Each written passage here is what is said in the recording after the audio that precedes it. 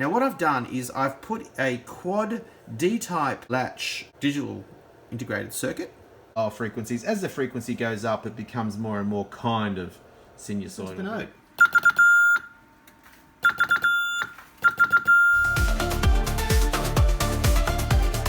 Welcome to the show where the circuits glow. Oscilloscope never dies. An Aussie guy living in the States, and this is something that Tim, Transistors and waves, resistors we save. Hi folks, and welcome to this episode of The Art of Engineering. Probably not a very long one, who knows. I start filming and I start editing and Lord only knows what's going to happen. It's kind of like my homebrewing efforts. The Renaissance rig, we've had two videos on this, and I am by no means finished playing with this. I'm having the time of my life deep diving, or as deep as I can go, because it's pretty shallow most of the time. Deep diving on the tube front and just playing around with all things pretty old school. And today I'm going to do a quick shout out to a couple of people.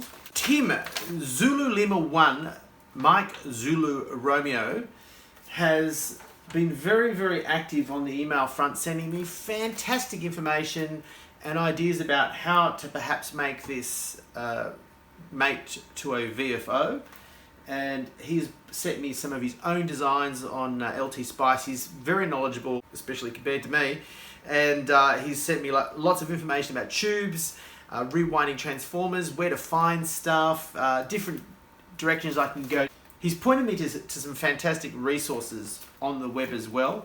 So I've started heading in the direction of getting my QRP Labs, the VFO, to work with this rig.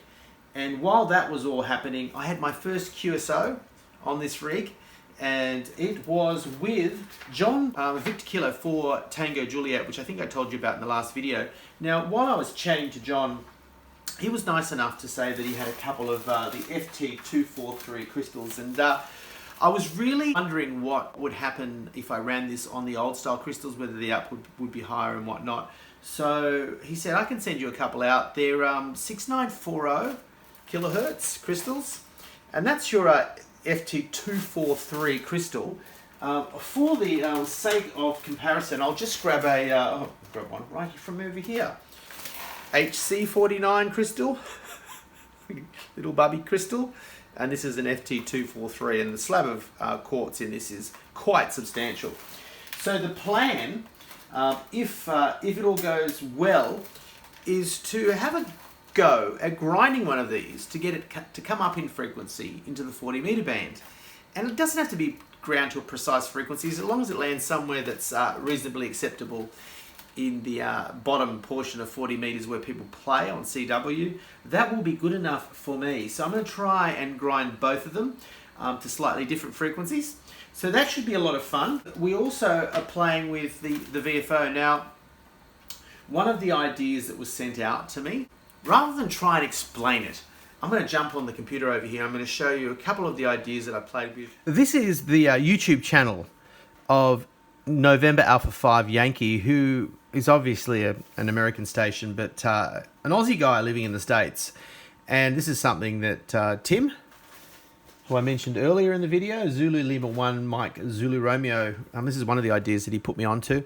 Now, I'll just jump onto the actual schematic because it's quite blurry on the screen here. Now, this design isn't for a VFO per se. It's a exciter for an amplifier, and it's designed to put out 2 or 3 watts. So if you had a small amount of milliwatts coming out of a DDS VFO and you need to drive the grid of a valve rig, this could be a way of getting you heading in the right direction. And I started with this idea because it's fairly simple, and it's familiar to me because if any of this looks familiar and you're a QRP Labs fan, you'll realize that this is the final stage for a lot of his QCX rigs. It's a Class E amplifier, And these amplifiers, you know, people see them as very mysterious, and mathematics can be diabolically difficult. But there are online tools to do this, and I'm not going to try and explain how a Class C amplifier works here right now, because A, I'm not an expert on it, and B, we don't want to be going for the next half an hour. But basically what happens is these field effect transistors are either on or they're off, because they tend to dissipate heat if they're anywhere in between those two states. But if you've got them hard on, like they're a switch, or switched off, they're not going to dissipate a huge amount of heat, and they're going to be very efficient. The Class C amplifier is very, very efficient. It can be up in the 90-something%, which means you don't need to heat sink those transistors. Even though they're tiny, you don't need a huge amount of heat sinking, if any, for it to operate. In this case, at 2 or 3 watts, you probably won't need to heat sink at all. So I was thinking about doing this because the QRP Labs VFO generates a square wave, and a square wave is very good for switching one of these Class C amplifiers. So I thought it lends itself really well to that situation. So we've got a quad NOR gate here, which is the buffer, which provides a high impedance, so we're not loading down our VFO, and then we would have amplified it up to a state that's going to be acceptable. And then we go into this low pass filter, which will clean up a very, very rough looking sine wave, and that will be then amplified, and hopefully what comes out the other end is going to be acceptable with regards to spurious emissions, harmonics, all that good stuff. But we will be checking that. But I like this idea, but then I decided, because I'm not dealing with milliwatts and because I'm not dealing with small voltages already, the QRP Labs VFO is giving me about 2 volts peak to peak already, which made me look at another design, which I'm going to show you now, which is the design I'm going to try as a first attempt. This is the wonderful web page. He also has a YouTube channel, but this is the web page of Dr. Greg Latta, AA8V, Alpha Alpha 8 Victor, and he has an digital VFO for vintage transmitters. So, you know, the thing I was looking for. And this is also one that Tim threw at me. I had seen it in the past, but I had, you know, been very unsystematic in my journeys and was unable to find it again. So I looked high and low. So I was very happy when Tim sent this to me. It has some great information. It's a QST design. I'm not using the actual VFO. All I'm using is the buffer amplifier, which is right here. It's a Darlington pair, very simple circuit. I'm using two 2N2222A transistors. And so we use that as a buffer. And then the other thing that he's got here, which is very useful, is we have a buffer amplifier 1:2 voltage step up. So I can take my 2 and a bit volts and step it up to 4+. Now, once I run it through that buffer and amplifier, we may already have made it large enough, but we don't know yet. So I'm going to do both of those and maybe allow it to be switched in, or if it works on its own. Once again, this is all very experimental, but we will be winding this step-up transformer, building this very, very simple circuit, and seeing whether it marries with the actual DDS VFO and whether it's going to be enough to drive our grid on our transmitter. All will be revealed. I do also need to get another relay, because I'm going to have to be able to do a few other things that are going to need to happen with my circuit that I'm building around that QRP Labs VFO. So it should be a lot of fun. It all remains to be seen. Hi folks, we are back at the test bench and I am so excited. The school holidays are fast approaching. Had gastro for the last couple of days, 1 day off school, which unfortunately is my casual day, so didn't even get paid to be sick, which is really, really sad. The only sick day I've taken in the entire year, because I am a glutton for punishment and I actually do love my job. Be that as it may, I need a rest. This is the QRP Labs VFO. You've seen this in previous videos. I showed you the receiver module, which I've got somewhere hiding around here. I'll just try and find it. Here it is here, with the unit that removes the unnecessary sideband. And we've done a demo on this. Link below in the ham playlist below to see this beautiful receiver module, which works fantastic. And I plan to resurrect my QRP Monster transceiver using that receiver and this VFO, but maybe not this VFO, because I'm probably going to be putting this on my transmitter if I can get it to work. Now what I've done is I've put a quad D-type latch digital integrated circuit, and this quad TTL type, it's a 74LS175 chip.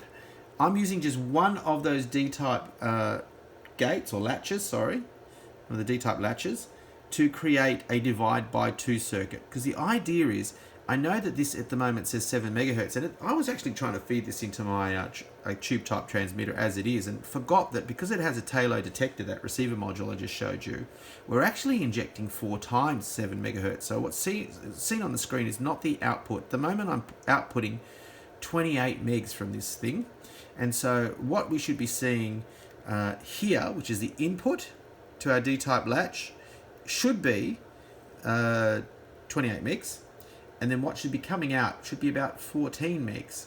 And I'm going to show you the scope in a minute just to prove that it is all actually working. But before I do that, I might quickly show you the circuit that we're dealing with.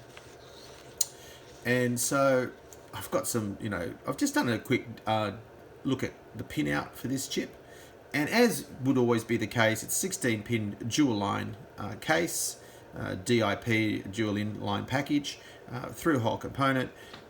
Pin 16, you always start on the top left hand side, count down this way, and then count up this way. Think of a U. So pin 1 is here, and that's the clear pin. Now that has to be held high for the actual latches to work, the D-type latches to work, and we have to have our ground pin connected, which I didn't have connected the first time I powered up, and I thought, oh god, it's not going to work.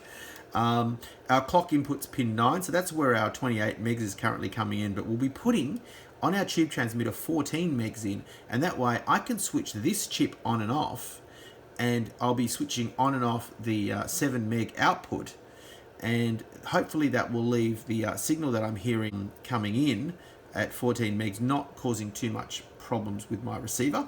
And of course VCC, which is 5 volts for this TTL type chip, transistor logic, which when I was at the Maritime College, we would have a wonderful afternoon on Friday afternoons having some cool, refreshing beverages, trying to do our digital homework and our digital trainers. We'd all do that on simulated FPGAs now and all that good stuff. But in the good old days, you were actually plugging wires into a board and playing around with real chips. And I'm really enjoying this return to my past because I love playing with real integrated circuits.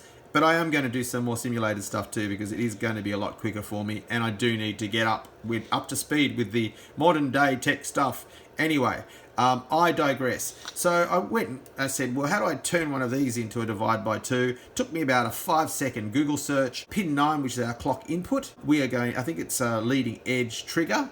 It's looking for that leading edge going up till it changes state. And so when the leading edge comes up, that Q will change state, and this will go to the opposite. So Q bar is the opposite of the Q, which is our 3 output. We feed our 3 output to number 4, which I've neglected to say is our data input. So Q bar goes into the data input, and what basically happens then is when we look at our Q output, we get a divide by 2. So that's how that happens. It is not a complex circuit. We've got, like I said, once you've connected your pin 1 of your chip to high, so that the actual clear is not happening, because if you've got it floating or at 0, the latch will not work. So you hold pin 1 high, you hold pin 8 to ground to power it, and pin 16 to plus 5 volts to power it. We're feeding our clock in at pin 9, we're taking pin 3 back to pin 4, and our output here is pin 2. So it's a really simple circuit to get a divide by 2, which I'm then going to clean up using a low pass filter, and we're going to do a bit of amplification and have a good little play with it, maybe a bit of buffering as well, all that good stuff. But this is the first part of the circuit. Let's have a look at the scope. Okay, here's our scope. I don't know if you can see that there, but it's saying 13 megs, and that's measuring on the output channel. If we were to change the channel source to channel 2, you'll see that we've got 27 point something. So you can see that there's definitely a division happening between those two. And if we get rid of our measure function here, you can see here, as rough as that is, because as a digital source, you're almost dealing with a square wave at lower frequencies. As the frequency goes up, it becomes more and more kind of sinusoidal, but it is still rough as guts. But as you can see there, for every 2 cycles, you've got 1 cycle down here. So you've got that halving of the frequency happening. That's at 1 volt per division on that. Okay, you may very well be wondering what this is for. Well, I shall show you. It was going to be a holder that I was going to plug into my HC49, but I was just not happy with the spacing, nor with the actual contact it would make. It would be floating, it would not be a good idea. We got those RCAs from the ever-present junk pile, but we were going through drawers of stuff that I never throw away, and we found this. And this got me thinking. It is perfect spacing for an FT243 crystal. Take a look at that. And it means that I can put in a normal stereo jack to plug my VFO in. So I can either plug this adapter in for the crystal or a plug for the VFO. Golden moment. So that is our jack now installed. And this is where we will plug in the VFO. That's our HC49 socket for normal crystals.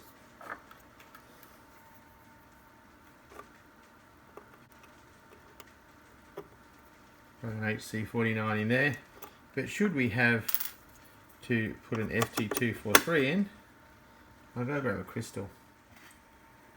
And there you have it in all its crowning glory, an FT243. Let's see if this bad boy will oscillate into a dummy load prior to me doing the regrind on it. So check it out, we're dummy load selected, listening on the DX160 with an FT243 crystal. Listen to the note.